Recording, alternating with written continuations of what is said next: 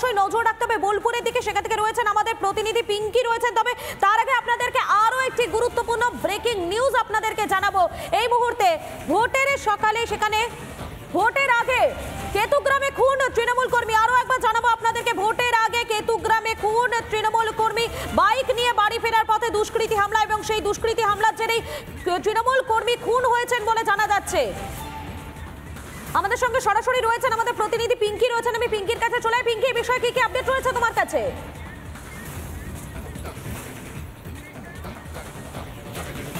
দেখো, মূলত বোলপুর সর্বদা কিন্তু বলা যেতে পারে একটা হাই ভোল্টেজ কেন্দ্র এবং সবসময় বোলপুরের দিকে নজর থাকে। শুধুমাত্র তাই নয়, বোলপুরে যাতে আইন শৃঙ্খলা বজায় রাখে এবং কোনো রকম অশান্তি সংঘর্ষের ঘটনা না ঘটে তার জন্য কিন্তু নির্বাচন কমিশন প্রত্যেকবার বোলপুর বীরভূমকে নিয়েও কিন্তু বাড়তি সতর্কতা অবলম্বন করে।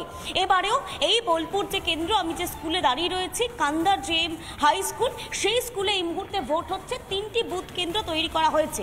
কিন্তু যেটি বলছিলাম, নির্বাচন কমিশনের কাছে এই মুহূর্তে সবচেয়ে বড় চ্যালেঞ্জ বলা যেতে পারে নির্বাচন একদম সুদৃঢ় করা এবং নির্বাচন কোনো রকম যাতে আইন শৃঙ্খলা অবনতি না হয় সেটার দিকে খেয়াল রাখা। এবং আমি এই মুহূর্তে যে ছবিটা দেখানোর চেষ্টা করছি, রবি রয়েছে আমার সঙ্গে। ইতিমধ্যে মক পোলিংয়ের যে প্রাথমিক কাজ সেটা শুরু হয়ে গিয়েছে। 66, 67 এবং 69 নম্বর বুথের সামনে আমরা রয়েছি এবং তুমি দেখতে পাচ্ছ প্রত্যেকটি বুথে যেমন কেন্দ্রীয় বাহিনী মোতায়েন রয়েছে, তার পাশাপাশি প্রত্যেকটি বুথে 100% কিন্তু প্রত্যেকটি বুথে ওয়েবকাস্টিংয়ের ব্যবস্থা থাকছে। সব মিলিয়ে এই মুহূর্তে 66 নম্বর যে বুথ, সেখানেও মক পোলিংয়ের কাজ শুরু হয়েছে। প্রিসাইডিং অফিসার থেকে polling officer, first polling officer, second polling officer, third polling officer এসে পৌঁছেছেন এবং মক পোলিংয়ের কাজ কিন্তু এই মুহূর্তে চলছে। অন্যদিকে যেটা তোমাকে জানাচ্ছিলাম, নির্বাচন কমিশনের কাছে প্রাথমিকভাবে এই মুহূর্তে বোলপুর থেকে শুরু করে বর্ধমান, আসানসোল, দুর্গাপুর সমস্ত জায়গায় নির্বাচন একদম আইন শৃঙ্খলা বজায় রাখা কিন্তু এই মুহূর্তে সবচেয়ে গুরুত্ব পাচ্ছে। অন্যদিকে বোলপুর কেন্দ্রের কেতুগ্রামে জানা যাচ্ছে গতকাল রাতে একটি ঘটনা ঘটেছে, যেখানে কিন্তু বোমাবাজি এবং একই সঙ্গে কার্যত বাইকে করে আসার সময় তৃণমূল কর্মীকে খুন পর্যন্ত হতে হয়েছে। তাই স্বাভাবিকভাবেই বোলপুরে আজ 8 আসনে ভোট রয়েছে এবং 8 আসনে কি নির্বিঘ্নে ভোট হবে, এটা এখন সবথেকে বড় চ্যালেঞ্জ বোধহয় নির্বাচন কমিশনের কাছে, তাই তো পিউ? একেবারে ঠিক তাই, কারণ বাকি 3 দফায় কিন্তু প্রাণহানির ঘটনা ঘটেনি। 4র্থ দফার আগে আমরা দেখলাম এই প্রাণহানির ঘটনা ঘটলো। অবশ্যই প্রত্যেকে তো আমাদের সঙ্গে রয়েছেন। এই মুহূর্তে আমাদের বর্ধমান পূর্বের ছবিটার জন্ম এলিনা রয়েছেন আমাদের সঙ্গে। এলিনা, একেবারে সকাল সকাল কি ছবি দেখতে পাচ্ছ সেখানকার?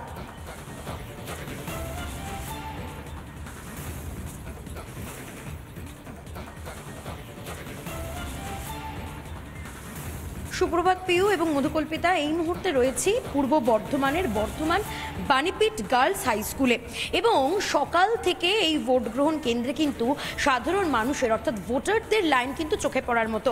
এখনো পর্যন্ত ঘড়ির কাঁটা আমি দেখতে পাচ্ছি 6টা 12 বাজে।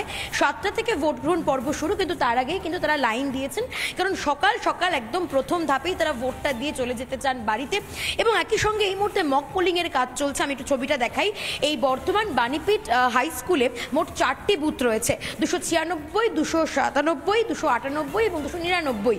এই 4টি বুথে ইতিমধ্যেই কিন্তু মক পোলিংয়ের যে কাজ, সেই মক পোলিংয়ের কাজ কিন্তু শুরু হয়ে গিয়েছে। প্রতিটি বুথে ওয়েবকাস্টিংয়ের ব্যবস্থা থাকছে, সিসিটিভি ব্যবস্থা থাকছে, কেন্দ্রীয় বাহিনী মোতায়েন করা হয়েছে প্রত্যেকটি বুথের সামনে। এবং যারা এখানে এই মুহূর্তে ভোটাররা, যারা সাধারণ মানুষ, যারা ভোট গ্রহণ, যারা একাধারে ভোট কর্মী, যারা ভোট গ্রহণ করবেন, তারা যেমন চূড়ান্ত ব্যস্ত, অন্যদিকে যারা ভোটাররা, যারা সাধারণ মানুষ তাদের ভোটাধিকার প্রয়োগ করবেন, তাদের সঙ্গে কথা বলে। দিদি, সকাল সকাল ভোট দিতে এসেছেন কেন? কারণ এই যে রোদ গরমের জন্য তাড়াতাড়ি চলে এসেছি। তুমি কি রোদ গরমের জন্য নাকি কোনো অশান্তির বটে? হ্যাঁ, সেটাও একটা, যেন ঝগড়া ঝামেলা অশান্তি থেকে আমরা দূরে থাকি, সেই জন্য। ভোটের সময় এই ভয়টা কি কাজ করে? হ্যাঁ, অবশ্যই কাজ করে। একেবারেই তারা বলছেন অশান্তি থেকে বাঁচতেও কিন্তু তারা সকাল সকাল ভোট দিতে এসেছেন। এখানে অনেকে দাদারাও রয়েছেন, তাদের সঙ্গে একটু কথা বলার চেষ্টা করি। আমরা দেখতে পাচ্ছি 2টো লাইনে পরপর ভাগ করে দেওয়া হয়েছে, একদিকে মহিলা এবং একদিকে পুরুষ। আমি একটু আমার ভিডিও জার্নালিস্টকে বলবো একটু কথা বলার চেষ্টা করি। দাদা, সকাল সকাল ভোট দিতে এসেছেন কি কারণে? সকাল সকাল ভোট দেওয়ার কারণটা কি? আমার ডিউটি আছে তাই ভোট দিতে এসেছি আর কি। সকাল সকাল ভোট দিতে এসেছেন? আমার ডিউটি আছে, আমি চলে যাবো তাই ভোট দিতে এসেছি। আপনাকে তো দেখে অনেকটাই অভিজ্ঞ মনে হচ্ছে, তো এই ভোট দেওয়াটা কেন এত গুরুত্বপূর্ণ বলে মনে করেন? একজন বয়স্ক, একজন অভিজ্ঞ ভোটার হিসেবে যারা প্রথমবার ভোট দেবে তাদের উদ্দেশ্যে কি বার্তা থাকবে আপনার? বার্তা কি থাকবে? বার্তা দেশের গণতন্ত্র একটা নির্বাচন। যারা প্রথম ভোট দেবে তাদের উদ্দেশ্যে আপনি কি বার্তা দেবেন একজন অভিজ্ঞ ভোটার হিসেবে? ভারতের গণতন্ত্রের দেশ, তাই গণতান্ত্রিক প্রক্রিয়ায় তারা নিজেদের ভোট একেবারে এলিনা, বোঝা যাচ্ছে যে এখনো পর্যন্ত ভোট শুরু হয়নি, 7টা থেকে শুরু হবে, কিন্তু ভোটের লাইনে দাঁড়িয়ে রয়েছেন। মধুকল্পিতা, দেখতে পাচ্ছি যে এই চতুর্থ দফায় শুধুমাত্র কিন্তু বাঘা বাঘা প্রার্থীদের জন্যই নয়, এই চতুর্থ দফার ভোট কিন্তু নির্বাচন কমিশনের কাছে একটা বড় চ্যালেঞ্জ, কারণ এখানেই বীরভূম, বোলপুর বা বহরমপুরের মতো কিন্তু আসনগুলোর ট্র্যাক রেকর্ড আমরা জানি খুব একটা ভালো না। একেবারে, এবং এই মুহূর্তে পিউ একটা গুরুত্বপূর্ণ খবর দর্শকদের জানাতে হচ্ছে, রানীগঞ্জে তৃণমূল বিজেপি সংঘর্ষ। আরও একবার জানাবো, রানীগঞ্জে তৃণমূল বিজেপি সংঘর্ষ, দলীয় পতাকা টাঙানোকে কেন্দ্র করে বিবাদ, তৃণমূল বিজেপি কর্মীদের মধ্যে হাতাহাতি, সংঘর্ষে জখম বিজেপি কর্মী। আমাদের সঙ্গে রয়েছেন আমাদের প্রতিনিধি ব্রজ। ব্রজ, এই বিষয়ে কি কি আপডেট রয়েছে তোমার কাছে?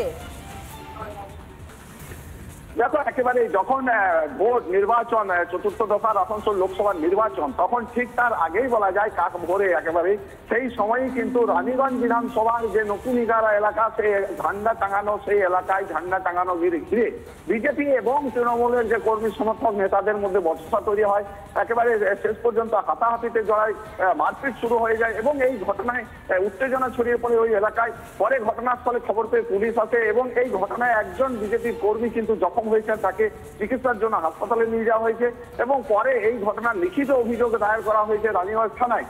ঘটনার খবর পেয়েই সেখানে বিজেপি নেতৃত্ব, যারা জেলা নেতৃত্ব, জেলা সভাপতি সেখানে পৌঁছে যান এবং গোটা ঘটনায় কার্যত উত্তেজনা ছড়িয়ে পড়ে। ভোটের আগে একেবারে শেষ মুহূর্তে আর কিছুক্ষণের মধ্যে যেখানে ভোট, ঠিক তার আগের দিন অর্থাৎ গভীর রাতে বলা যায় যে এই ঝান্ডা টাঙানোকে ঘিরে রানীগঞ্জ বিধানসভার যে বল্লভপুর এলাকা, নতুন এগারা এলাকা, সেই এগারায় ঝান্ডা টাঙানো ঘিরে বিজেপি এবং তৃণমূল কর্মী সমর্থকদের মধ্যে কিন্তু উত্তেজনা ছড়ালো। যদিও এখন পাওয়া খবর যে এলাকা এখন পরিস্থিতি স্বাভাবিক রয়েছে এবং শান্ত রয়েছে, তবে ভোটের আগে এই ধরনের ঘটনায় কার্যত বলা যায় যে ওই এলাকায় কিন্তু বিজেপি এবং তৃণমূলের মধ্যে যে এই ধরনের সংঘর্ষ বা মারপিট বলা যাবে, তাতে কিন্তু এলাকায় চাপা উত্তেজনা যে তৈরি হয়েছে সেটা বলা যেতেই পারে। তবে একেবারে বোঝা যাচ্ছে রানীগঞ্জে সেখানে তৃণমূল বিজেপি সংঘর্ষের জেরে রীতিমতো উত্তপ্ত পরিস্থিতি। ধন্যবাদ তোমাকে ব্রজ। এবং এই বিষয় নিয়ে বিজেপির যারা কর্মী সমর্থকেরা রয়েছেন তারা কি বলছেন শোনাবো আপনাদের। গতকাল আমাদের এক ছেলেকে রিভারঘাট ঠেকিয়ে পড়ে তাকে ভয় দেখানো হয়, ঠিক আছে। এমনকি আজকে পুনরায় যখন আমরা ব্যানার পোস্টার লাগানো ছিল এলাকার মধ্যে, প্রত্যেকটা ব্যানার পোস্টার খুলে ফেলা হয় নতুন এলাকা গ্রামের। তার কিছুক্ষণ পর যখন আমরা দেখতে যাই তখন সেখানকার ব্যানার পোস্টার সমস্ত কিছু খুলে দেওয়া হয়। আমাদের এই পিতৃপ মণ্ডল যে জেলা পরিষদের প্রার্থী ছিলেন এখানকার, ঠিক আছে, সে প্রতিবাদ করে তার উপর চড়া হয়। তৃণমূলের পঞ্চায়েত মেম্বার এইসব কাজগুলো করায় নিজের এলাকায়। মোদিজির প্রধানমন্ত্রী যিনি আমাদের দেশে, তার ব্যানারটা পর্যন্ত ছিঁড়ে দেওয়া হয়, তার ব্যানার পুড়িয়ে দেওয়া হয়। কমপ্লেন করেছি, পুলিশ রিসিভও করেছে, বাট এখনও পর্যন্ত তাদের বিরুদ্ধে কোনো অ্যাকশন হয়নি। আপনাদের শোনালাম বিজেপি কর্মীরা কি বলছেন রানীগঞ্জের এই ঘটনা নিয়ে। এবং পিউ, আমরা দেখতে পাচ্ছি যে চতুর্থ দফা নির্বাচনের আগে কিন্তু বিক্ষিপ্ত অশান্তির একটা খবর উঠে আসছে। একেবারে ঠিক তাই, এবং সেটাই আমি বলছিলাম একটু আগে মধুকল্পিতা, যে এই চতুর্থ দফা কিন্তু আসানসোল, বোলপুরের মতো জায়গাগুলো রয়েছে যাদের কিন্তু পূর্বের ট্র্যাক রেকর্ড একেবারেই ভালো না।